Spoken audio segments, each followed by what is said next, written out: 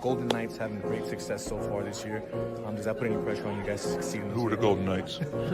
No, only pressure is that the sniping that people say you got to do as good as them. It's just good. Vegas is treating us well, and I think the record doesn't show how hard that we work, and it's tough in that way, but it's good for us in the inner circle to understand what we have going on in Vegas, and if we just continue to trust and believe in each other, the sky's the limit for this team, and I'm blessed to be a part of it.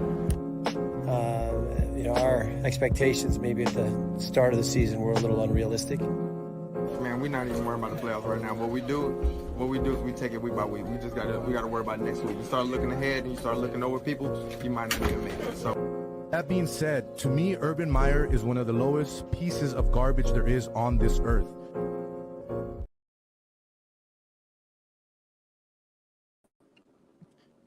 What's going on, everybody? It's your boy Jose V. It's been a minute since I have been on here and blessed the microphone and the camera and jumped on here and talked some sports with you guys. It's something that I love doing, and I got to get back to do it. So tonight was the night that I thought, you know what, why not? It's a quick little thing that I can do with my guy Chris Wynn, bring him on the mic tonight.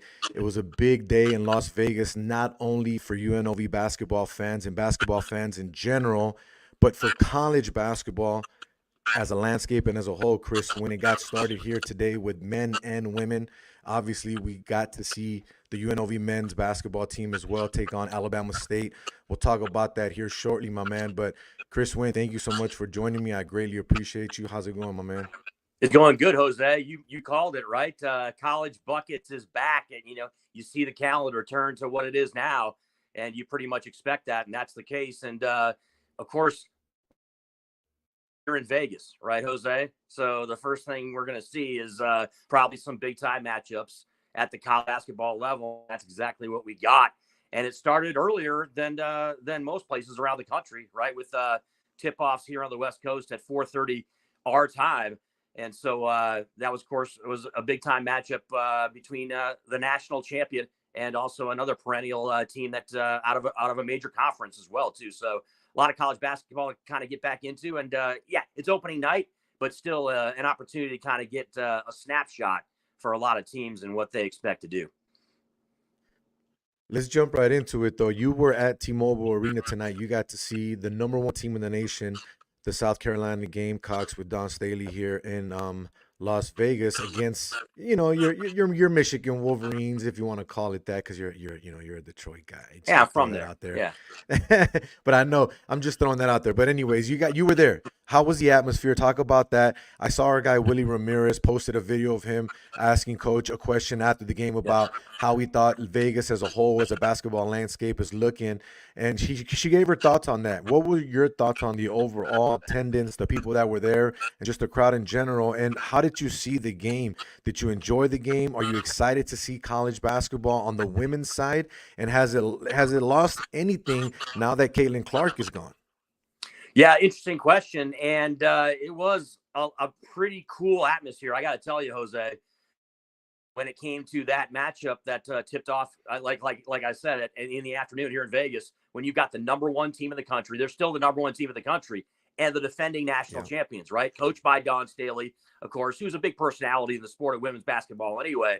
But, they have lost some players there in South Carolina, but they've also added some players. One of those players, of course, is Chloe Kitts. She was a big time for the Lady Gamecocks tonight. Number 21. She's basically a little bit shorter version of what you get with the Los Angeles Sparks now and Cameron Brink, right? When she played at Stanford, she's about 3 inches shorter than her, but her game is very similar to her, and she's going to be the key player for the Lady Gamecocks all season long. And she was a huge factor tonight, a lot, because their second best player was having a rough night offensively. So it was cool to get a chance to see them play against the University of Michigan. The Lady Wolverines are going to be one of the better teams in the Big Ten. They put that on display today against the top team of the country, and they gave the Lady Gamecocks everything they could handle, Jose. It was a quality basketball game from start to finish. They have a player by the name of Silas Swords, who is, look, obviously Caitlin Clark, was the focal point when it came to all things Big Ten basketball a year ago, right? Before the WNBA season, when she was playing still at Iowa. It seems like it was like 2 years ago, but it wasn't, right? Silas Swords now might be picking up that mantle, Jose Vellante. She might be. This woman is 18 years old, Jose, and she played in her first ever college game. Now, look, she's Canadian, so she played for the Canadian national team in the Olympics in Paris this past summer and was a key contributor on that team. But this was her first major college basketball game, and it's on a national stage, nationally televised on TNT against the best team in the country. And she went out and balled 27 points and double-digit boards for a two-guard in women's college basketball. It was eye-opening, to say the least, for a lot of us there. Look, I'm not going to sit here and act like we cover women's college basketball all the time, but there's a lot of people there that did tonight in the media, and their eyes were opened up. And you talked about you talked about Willie asking the question, right, in the post-game press conference with Dawn Staley. I happened to film that, by the way, of Willie asking the question. We got the cameraman live, Chris Wynn. Yeah, cameraman live. And it was a good question, right, because, yes, it mattered as far as, having the spotlight, the national televised audience. And I'm going to tell you something, Jose. That crowd was big time South Carolina. I was kind of surprised. A lot of us were in Media Row at how many people came from Columbia. Look, we get it, I guess, coming out to Vegas, right? It's a short jaunt for a vacation for everybody to get out there. Your college team's playing in a game at T-Mobile, so you get a chance to see that. But, Jose, I'm telling you, there was a solid 9,000 Gamecock fans in the stands there. There was a decent showing too for Michigan as well too. But it was eye-opening as well too to see the crowd, and it created a great atmosphere for that opening game. And not to bag on the men's game, but and I'm sure we're going to talk about that in a second here too. But it was much bigger than the men's game. Like the crowd was much bigger. And no disrespect to the fans in Austin and, of course, in Columbus, but it just wasn't the showing that it was for the women's game and the atmosphere necessarily that the women's game produced in that matchup. You called it. Michigan did not lay down. 68-62 final. Very close game there. It was no runaway for South Carolina whatsoever. Chloe Kitts had 19 points, 14 boards, and Tisha Johnson scored 15 points as well. As we saw, top-ranked South Carolina getting the job done there to kick off the season here in Las Vegas. Like we said, now there was another game before the Rebel game as well that you talked about. Big game as well. Ohio State, number 19, I believe, in the nation, Texas, right? Yes. Going at it here in Las Vegas. Huge upset. Talk about that game as well, Chris, and what you saw. Yeah, so obviously Ohio State's not ranked yet, but that probably will change throughout the season. Now, look, they are now looked at as one of the top teams in the Big Ten, particularly now that the Big Ten is just different, right, Jose? And you've got, all these Pac-12 teams that are going to be playing in that conference. So it's not looked at like the Buckeyes or some real threat.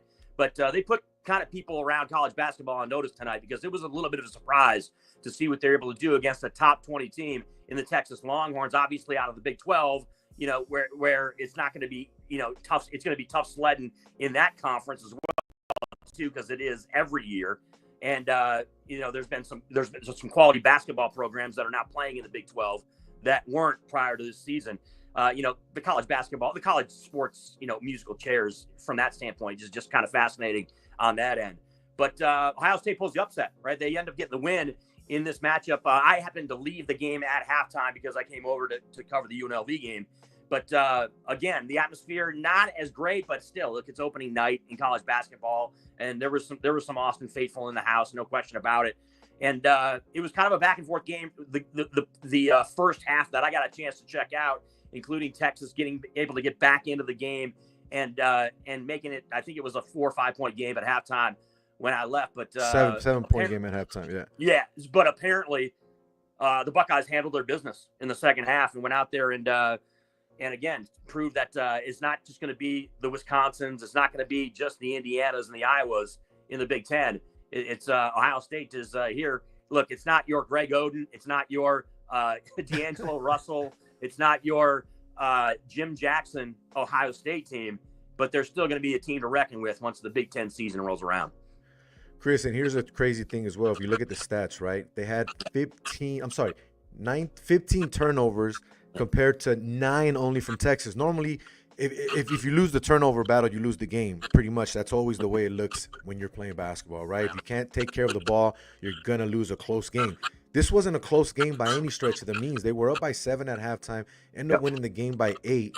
But big thing here. Texas live by the 3, you die by the 3. They shot 28 3-pointers, only made 7 of those. 28%, I believe. That's horrible, as were Ohio State 14 of 28, 50%.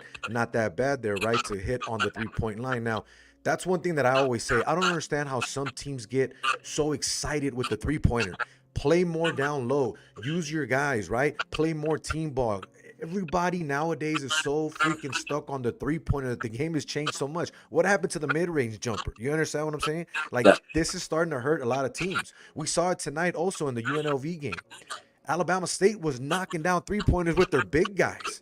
We had forwards that were out there making threes with their eyes closed, it seemed almost. It was amazing. But it kind of seems like that's what the game is starting to shift to, right, Chris? It's all mostly about 3-point games. It's not really about what can you do underneath anymore. It's about the run and guns. And it kind of has been like that a little bit for a while now, especially with everything we see in the NBA and with Golden State and the way all that has changed. You know what I mean? Yeah. And no question. Look, it's not a hill that I want to die on. It's the opening game of the season, right? And especially when you're talking about things like offensively having cohesiveness, right, and being efficient.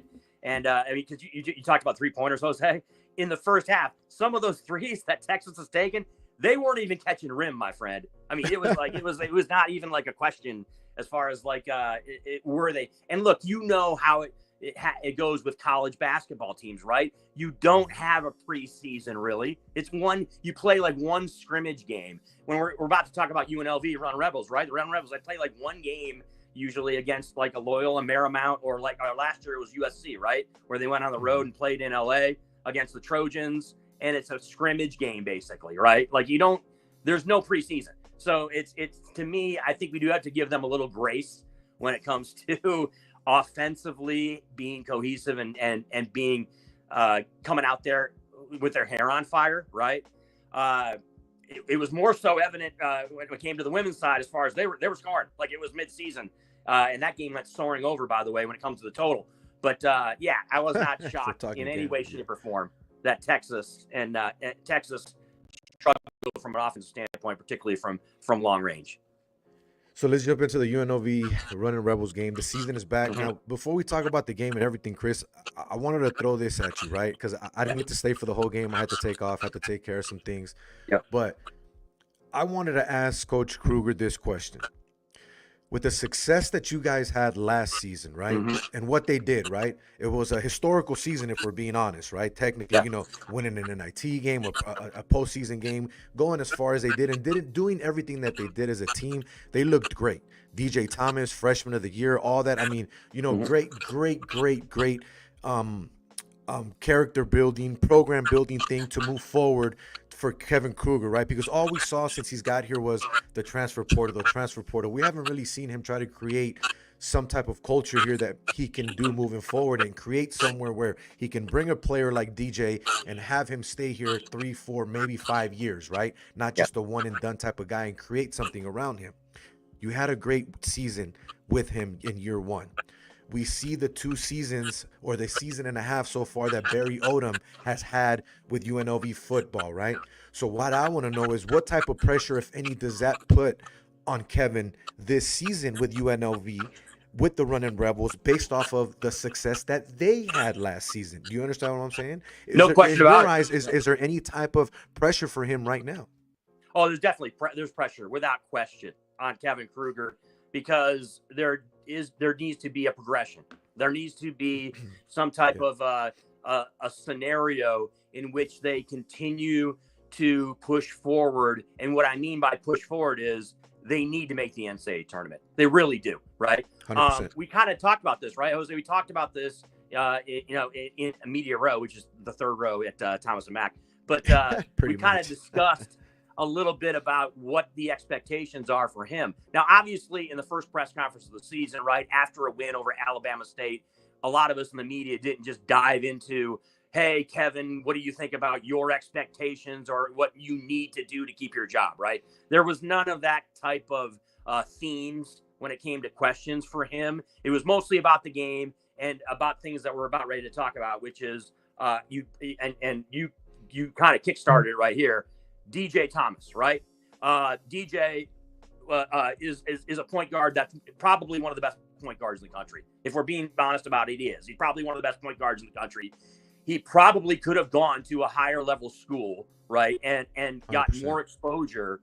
And yet he made the decision in his sophomore season to stay here at UNLV. And that's a huge win for the Runnin Rebels and their program. It's a monstrous win, in my opinion, right? Because I don't think there's any question that DJ Thomas is an NBA talent. And there's a real possibility, regardless of what the Runnin Rebels do this season, that he could end up at a Kansas, right? Like Dickinson did when he moved from Michigan to Kansas, or end up at a higher profile program, which will, kind of give him even a bigger kick in the backside as he heads towards the NBA. So from his standpoint, solid game for him, right? 17-7 for DJ. There's questions, I guess, about his injury. It didn't seem like he missed a beat at all, right, Jose? I mean, he looked perfectly fine to me out there from a mobility standpoint. So it didn't look like a problem whatsoever.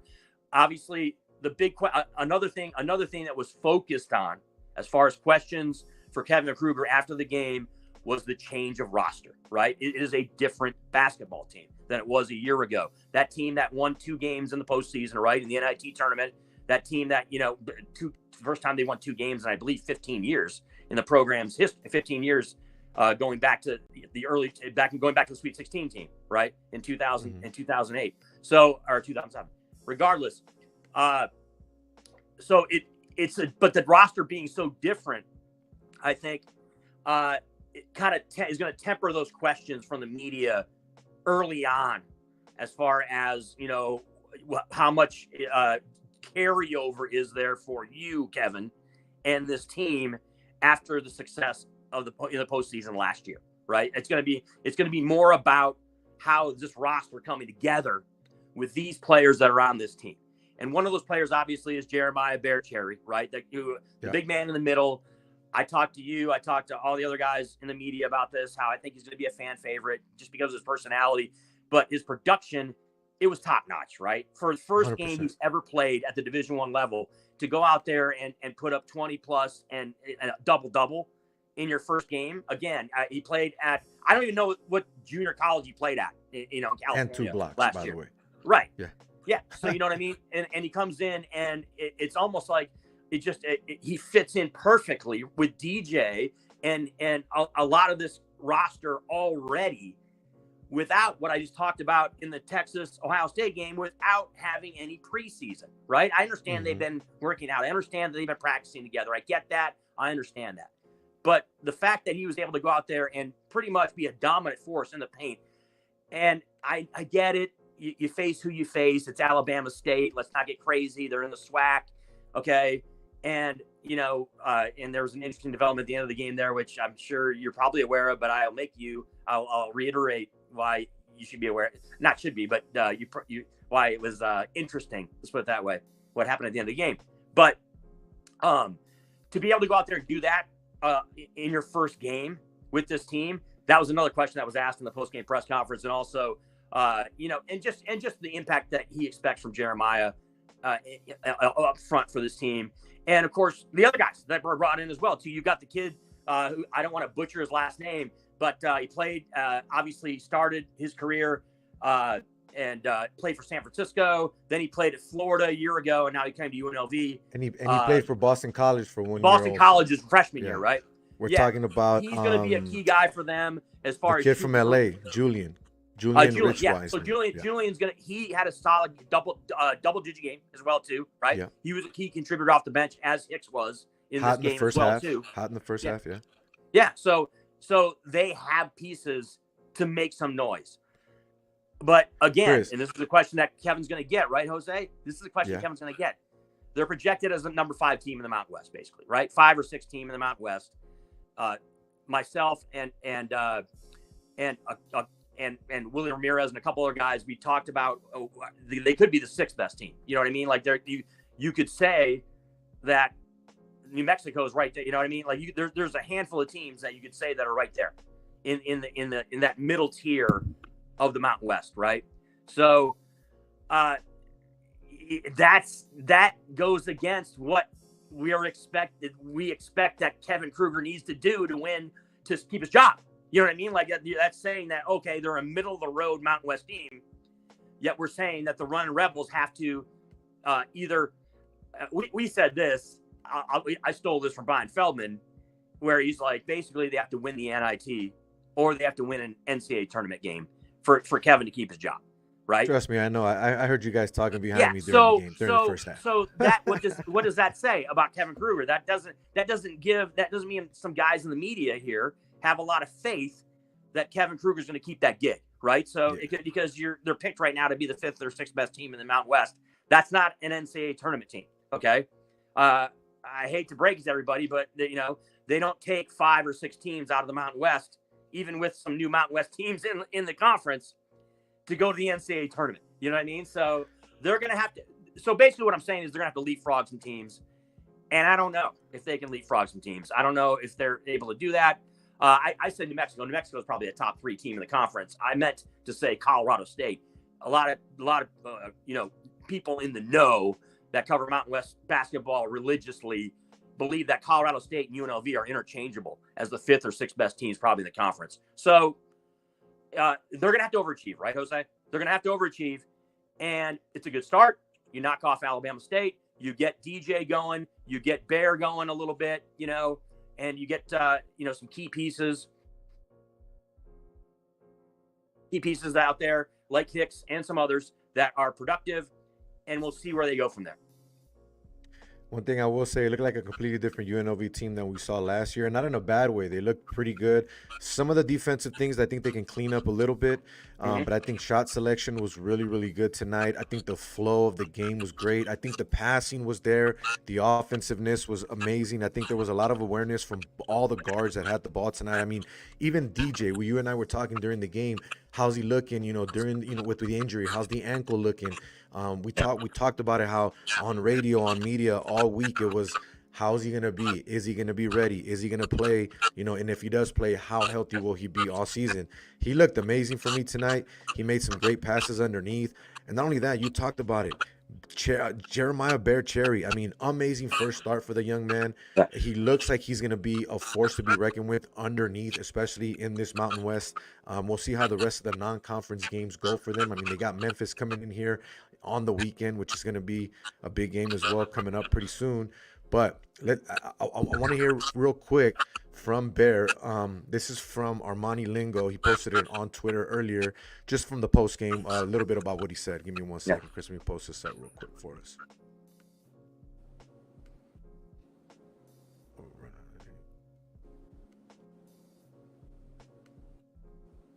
Couldn't stop him down the post. Is it there?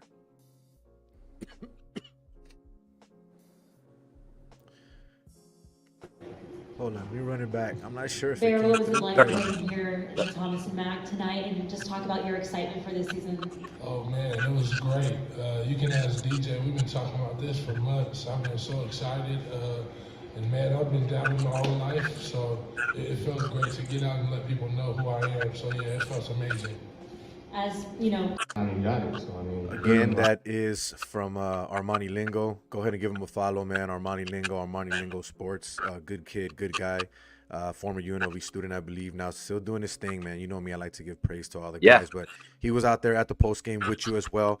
He happened to get that video. I wanted to show that to everyone and just post that on here to show the excitement of this kid and how he is, man. I think for him to have this opportunity to come out here and have one more year to play, Chris, I think it's going to be good for him. I think it's going to be good for the Rebels. Obviously, again, you mentioned it, Alabama State, from the SWAC. I get it. It's not like you played someone from your conference. It's not like you played a ranked opponent. You know what I mean? But still, it's one of those games that you got to get underneath your belt. You got to get the rust off, and you got to go out there and play, right? If you're Kevin, you got to see, what do I have from top to bottom on this roster, on this paper that we get? Who is my guy? Who can I count on overall? Obviously, we know that's going to be DJ when he's healthy. But when it's not DJ, who can I count on to come in and be that point guard behind him? That's the next question, right? I think we've already answered who's going to be the force to be reckoned with underneath. It's going to be Bear. Bear's going to be down there. He's going to be rough. He's going to be tough. But the one thing that I liked about the kid too, he went all the way to the half with no fouls, Chris. He was already in double figures and had no fouls. For a big man being underneath and playing as physical as he was playing, I think that was amazing. And I think that was great to see. And again, one thing that I will say, and I got to give credit, I know they only said it was about 4,600 fans out there tonight, but it looked pretty well filled, if you want to say that, overall, with the people that were there tonight for an opening night against Alabama State, especially with all the other games going around town. I was kind of surprised that there was that many people there, but hey, the Lady Rebels took care of business next door. Maybe a lot of those people just flooded on over. Yeah, no question about it, right? And you're talking about that press conference there with Bear and Mariah Janos from Fox 5, Jose. I don't know if you got a chance to catch it. She did a great feature on Jeremiah Cherry. Obviously, the transition, right, from coming from a smaller school, coming to UNLV and getting an opportunity, right, to play here at a big time Division I program, and he's going to be engaging. But back to your point that you made about him not getting in foul trouble, right, the first half, that goes to basketball IQ, right? We can talk about him, and we think, look, from the limited amount of time I've had a chance to see the kid, he seems very engaging, right? He seems like a personality. It's going to be a kind of a fan favorite type of guy. But it's also great when you can kind of you can analyze him and you can see that he has a basketball IQ, right? That he's someone who's out there. He's not just out there playing around as a big guy and just throwing his body all over the place. He's someone who can play from a cerebral standpoint the game of basketball, and that's going to be a big key for them being a success. And that's quite frankly, that's not something they had a year ago. You didn't have a big guy like that was 6'11", that was in there, that played that way a year ago, and they were able to get as far as they were able to get last year. And also going back to DJ, interesting thing that to kind of name drop here, I was talking to Tony Cardasco at the basketball game at T-Mobile, and we were talking about the DJ injury situation. Apparently, DJ was on crutches like 6 or 7 days ago. Okay. Wow. And he still had the intestinal fortitude to go out there and it play, like I said before, right, Jose, that it did look like he didn't have an injury at all, So, I mean, that for me, it's a display of mental toughness that you love to see out of one of your leaders. And this is a guy who was just a freshman a year ago. I mean, look, we kind of go old man river, right? Me especially, Jose. I'm a little bit older than you, with these kids, right? But he is a legit Jose, right? He's a legitimate leader of this basketball team. Obviously the point guard position kind of leads to that as well too. But make no mistake about it, he's going to, I think, elevate his game to even a higher level this season, and put it on display for the entire country to see. Let's just hope that it's enough where, you can get UNLV in the discussion to be one of the top three or four teams in the conference. And if they are, then they can maybe make some magic happen and cause some real issues when it comes to the Mountain West tournament and then maybe getting into the big dance. But Yeah, it's encouraging. It's got to be right for all Runnin Rebel fans. And you talked about the crowd. Look, we've covered UNLV basketball for a long time. Early on in the season, it is tough to get huge crowds out to the Thomas and Mack. First of all, it's a huge arena. It's one of the biggest arenas in college basketball around the country, where it seats 17,000 easily. So but the fans, look. Let me tell you something, Jose. Right? If they're playing well and they're beating teams, and by the way, we just talked about Alabama State. The competition steps up, my friend, coming up on Saturday.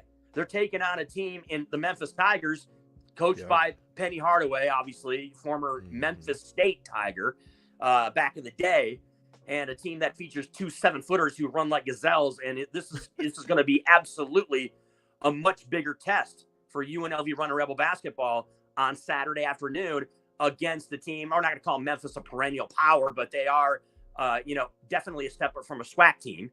And so it's going to be a test. It'll be a measuring stick. I was kind of surprised, actually, that no one asked Kevin Kruger about this matchup coming up on Saturday, because, it is a measuring stick game for UNLV. But I expect the crowd to be bigger on Saturday. You're going to have a matchup against Memphis. You've got Penny Hardaway, a former NBA star, in the building. And it's a 3:00 afternoon game, on the weekend. So I think it's going to be a solid crowd. And if they continue to win, Jose, then we might get a chance to see some 10 to 12,000 crowd sizes hitting the Thomas Mack, sooner than later. Once again, this is a late night episode of Straight Bet Sports. It's been a minute, so we thought we'd do it because the UNLV Runnin Rebels are back, and so is college basketball. And if you guys know me, then you know that I love covering college basketball. I've been blessed to cover this team for the last 8 years, and I'm gonna give a credit to where credit's due. It's all thanks to Brian Feldman. He's the one that got my foot in the door, and I just basically kept it there, and I never looked back. Big shout out to Andy Grossman, obviously over at UNLV, for continuing to take care of us. I always appreciate him. But yeah, Straight Bet Sports, Jose V, my guy Chris Wynn, Vegas sports radio personality. You can hear him on Heatwave Sports. You can hear him on Jesus Christ, Sports X Radio, also on KDON. Yep. All over the place. Not only that, you can hear him getting his free shout outs by Ben Maller on Fox Sports That's Radio. Right. Yes. Because Chris was over here tweeting stuff out. Chris went over. Let me pull up the tweet. Keep talking. I'm gonna pull up the tweet. Driving home, and Ben Maller gets on the national broadcast on Fox Sports Radio and starts talking about the Monday night game. Now, look, I get it. It's Monday Night Football. Okay. By the way, Jose Volante sporting a Tampa Bay Buccaneers Super Bowl champions hat right there. By the way. And of course, it is the eve of election night. So Jose might got mistaken for some MAGA supporters when he was at Thomas Mack. So hold on. No truth to that rumor. I don't know. Hold on. Possible. Real quick. Yeah. Save what you're gonna say. But yes, the reason I wore this hat tonight was, I'm gonna be honest. The election's tomorrow. Look at the hat, okay? If you see it from far away and you're at a freaking stadium, the first thing you're gonna think is this guy's wearing a MAGA hat, right? Okay. Yeah. Now again, I don't care who you vote for. We're not here to talk politics. I'm not here to grill you if you're a Trump supporter, this, that, and the other. But that's why I wore it. And you know what, Chris? I got at least 30, 40 looks tonight, and it was like, like double takes, and people were going crazy. The old double take, looking at the hat. There, I see. I can believe it. Yeah. But getting back to the Maller thing, right? So Ben Maller, actually, obviously a national host on Fox Sports Radio, right?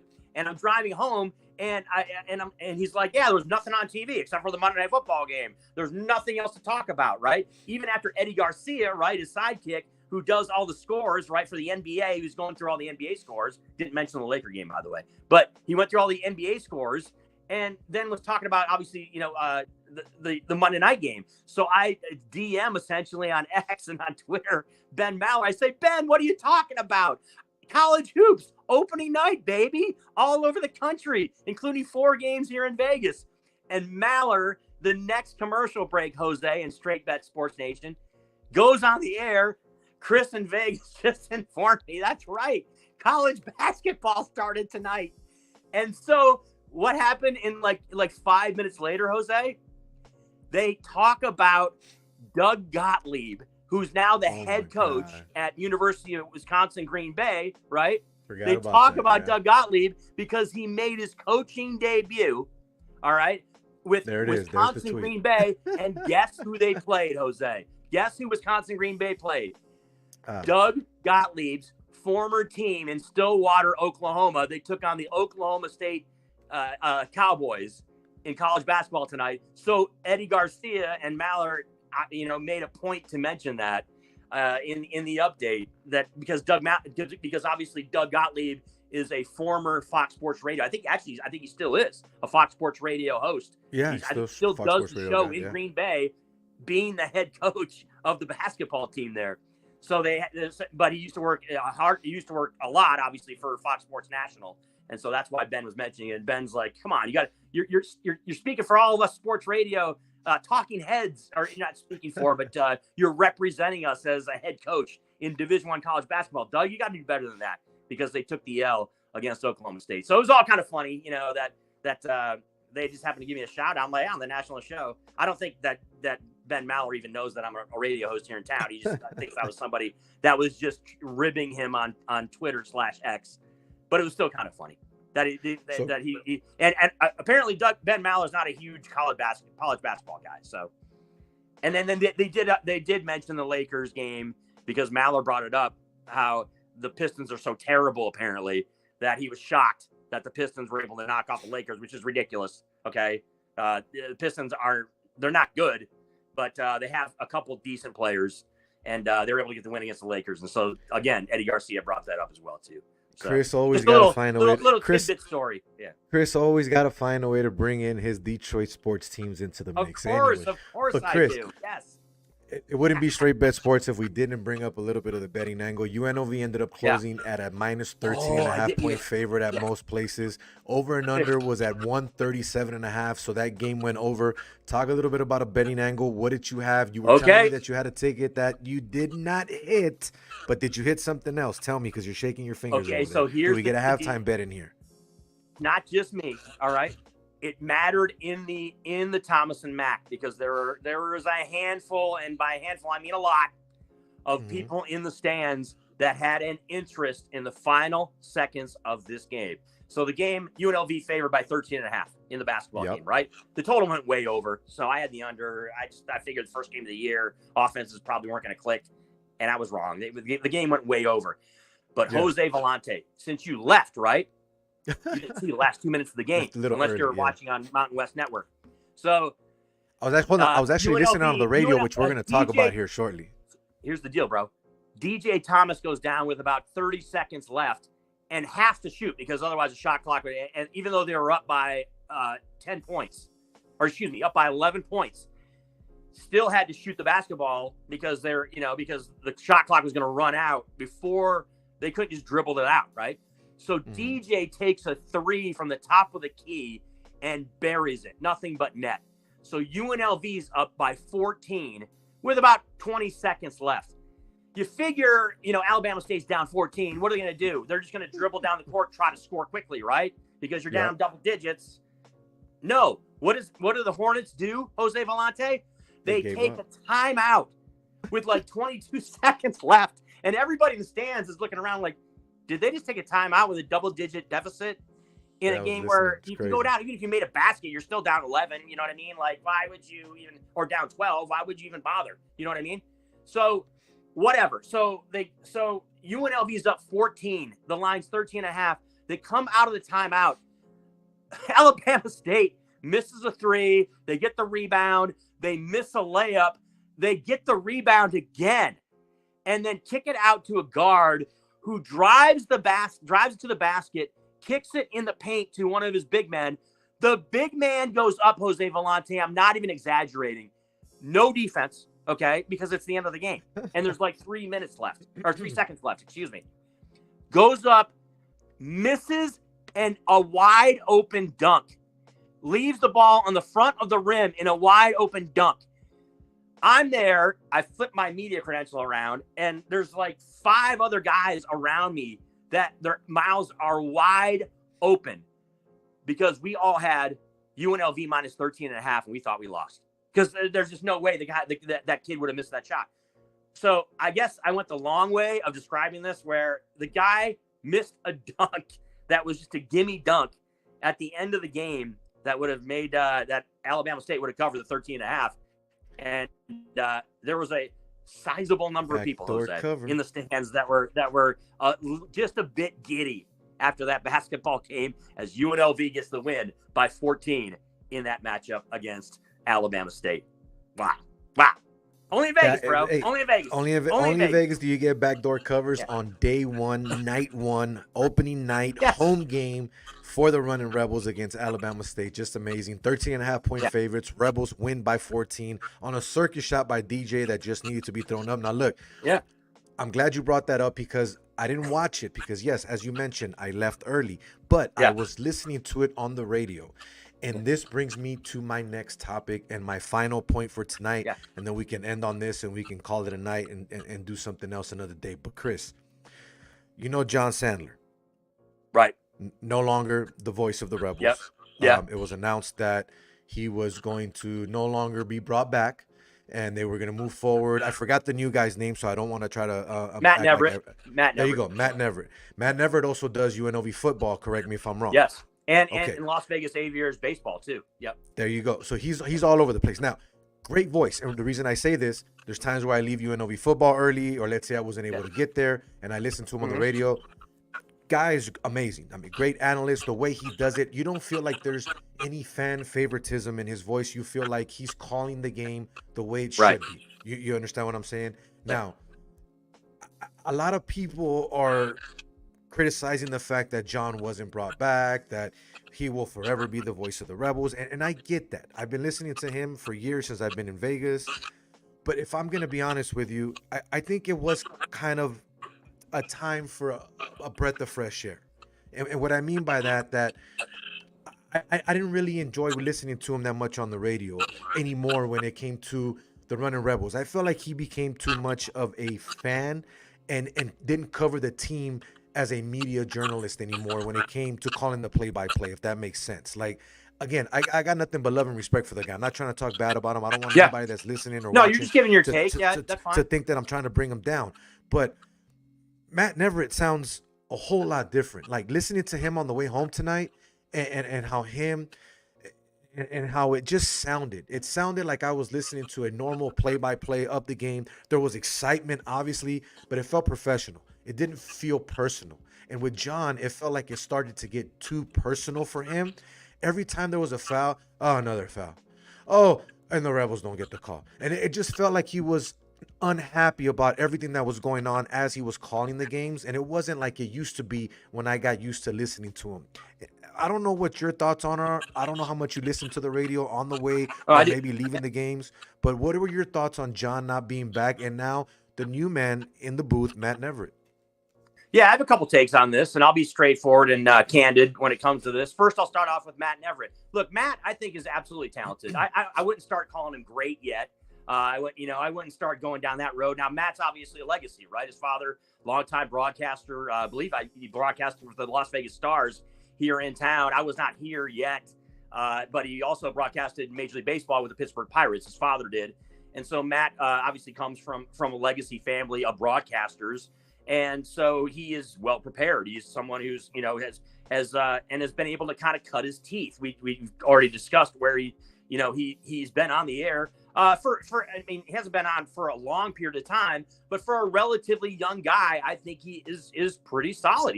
I think he's going to be really good. Still needs to gain some experience, but and comparing him to John Sandler, it's a completely different type of situation, right?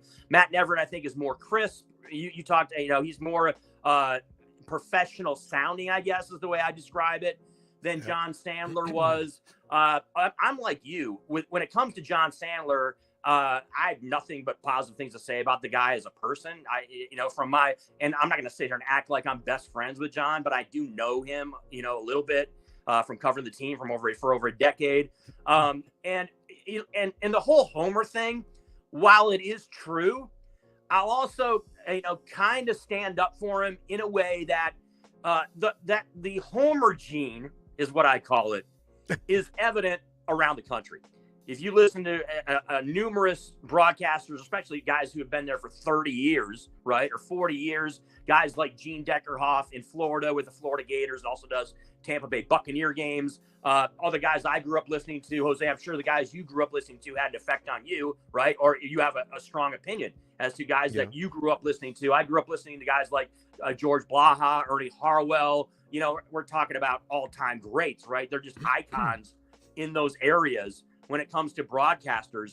And John Sandler is not really that. I mean, he's been here for a while, right? He's been doing games for a decent amount of time, but no one's ever gonna. And again, there's this kind of dynamic that you and I are trying, this line that I'm trying to toe, I guess, where I like the guy personally, but I don't talk about him like he's one of the great broadcasters, because he's just not. You know, he's just not. Gotcha. So, but the Homer thing, I think, is I think he gets a little bit too much hate when it comes to that, because that exists everywhere, especially Jose, in college basketball. And you could say in college football as well, too, because, you know, especially, well, obviously with color analysts, because the color guys are usually former players, right? So they're going to be all in, right? I mean, our guy, Caleb Herring, like, I love Caleb, but you're not going to be able to get Homer or UNLV out of him. You know what I mean? Like, you're not going to be able to pull that out of his personality. That's who he is. You know what I mean? And Curtis Terry, I expect, is the same way, you know, even from what I listen to on occasion with him as well, too. So I was a little bit surprised that they went away from John Sandler, because I don't, and look, we don't know all the dynamics from the Learfield standpoint, and, you know, whether or not they just had Matt pegged to be the, because you know what they do around the country. This isn't just at UNLV. They do this around the country, especially Learfield and companies like that. They want the same guy to do both football and basketball, right? It's just, Gotcha. It's probably cheaper for them, you know, to have one guy under contract to do both. And in most schools around the country, that's the case. To get the same person who does basketball does football, right? So Gotcha. there are some exceptions, obviously, but I'm sure UNLV and Learfield, that's probably why they wanted to go the direction of Matt Neverett. I will say this also about Matt. I'm not a huge fan of his work when it comes to basketball. He's okay on basketball, but he's good on baseball. Football. And he's Oh, good baseball, on football too. And I think, you know, and I don't know anything about Matt, what his aspirations are, right? I don't know if I will say this. I don't think it's going to be being at UNLV for 30 years. I think Matt Neverett is pegged to be a guy that's a national guy, like a Joe Davis. What do I mean by that? I'm talking about doing baseball. I'm talking about doing football on, you know, the level of CBS Sports Network, right? Or even higher, right? Or even Fox Sports, guy like a Dan Hellie, right? Where he's so versatile, he's going to end up getting a gig, a bigger profile gig than UNLV, right? He's not going to be, I don't think he's pegged here for long. I'd be surprised if Matt Neverett was here 5 years from now as the guy. So I think that job's going to open up again for all you young broadcasters out there that want to get the UNLV basketball or football gig. Prep up in 5 years, because I think Matt Neverett's going to have an opportunity, is the way I'll put it. Again, because his father, you know, has connections. His family has connections when it comes to the national level, and at the CBS Sports Network or FS1. You know what I'm saying, Jose? Where you know they have guys that are versatile, that can do football, baseball. You know, and there's plenty of guys that do that. I mentioned a couple of them, but there's plenty of guys that go down that road. And Matt, again, from the short conversations I've had with him, he seems like a baseball guy to me, Jose. He just does. I think that baseball is, you know, and it's not just because his dad was a baseball guy. I just see him. He's just really good when it comes to the Aviators games. And I mean, look, he's essentially the guy that does middle innings along with our guy Russ Langer, whose job he essentially took as the football guy this past season, right? Or this season that's going on still. Matt Neverett is now the voice of UNLV football, not Russ Langer. And he also works with Russ with the Las Vegas Aviators. It's an indication, I guess, of the versatility that Matt Neverett brings to the table. And I think that's going to benefit him well when it comes to getting a gig at the national level, which I think he will.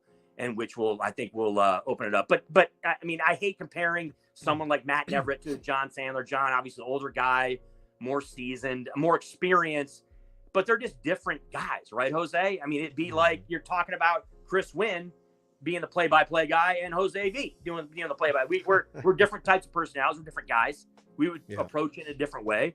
And I think that's absolutely the case when you talk about John Sandler and Matt Everett and that whole situation. But I mean, but it's sad, obviously, if you're a Sandler guy, you know what I mean, and you like to have a consistency, I guess, right? Or you like to see that there would be someone that could stay there for 30 years and be the voice of UNLV. But again, I think just because Sandler, again, maybe his lack of versatility, also that he doesn't do football, I think maybe could have been a factor as well as to why he's not the voice of Runnin Rebel basketball anymore. So I don't think John is done. If anything, I think he should try to take advantage of everything that's out there. I mean, there's podcasts, there's so many different things that he can do now. In my opinion, I think he should do something like a post-game show. You know what I mean? Maybe since he's not doing the play-by-play anymore, hey, why not do something after the game and talk about it? He still has a lot of fans, a lot of people that love and respect him and love his work, and they want to keep hearing his voice. I'm not saying that his voice should go away by any means. I'm just saying maybe he should take a different angle now. Maybe he should try something different to continue to have his voice being heard, but just on a different style of platform. You know what I mean? I think it'll be good for him. I don't think he's done by any stretch of the imagination whatsoever. I think he still has a lot left to offer, not only to UNLV basketball, but to college basketball in general. Chris, maybe he can do something where he can cover the Mountain West and talk about the Mountain West, not just UNLV Runnin Rebel basketball anymore. You know what I mean? So I think John will be fine. I wish him nothing but the best. Again, like you said, he's not a friend or personal guy or anything like that, but anytime I've ever said hi to him or even asked him a question, he's always been more than gracious, more than welcoming. So again, I got nothing but love and respect for the guy, and I wish him nothing but the best. UNLV has 4 more games, Chris, coming up in a row at home. And obviously, you talked about it. The big one is this Saturday against Memphis. Both teams are undefeated going into this tilt 1-0. After that, UNLV has 3 games that I think are pretty favorable and they can win. They got Omaha, Pepperdine, and then New Mexico State. 3 very winnable games. That Memphis one is going to be the big question mark, Chris. We'll see how UNLV comes out on Saturday. But till then, Chris, let everybody know where they can find you before we can get out of here, my man. Yeah, thanks, Jose, for having me on. You can find me on Heatwave Sports a lot with those guys, Tim Oglesby, Tom Barton, on the weekends, 10 to midnight over on Fox Sports Radio here in Las Vegas. I'll jump on for Ken Thompson also over on SportsX Radio on KDAWN. His shows from 6 to 8 over on KDAWN 101.5 FM. And also jumping all over the web, too, right? Whether it's Straight Bet Sports. I also jump on with the guys at Gorilla Cross a lot.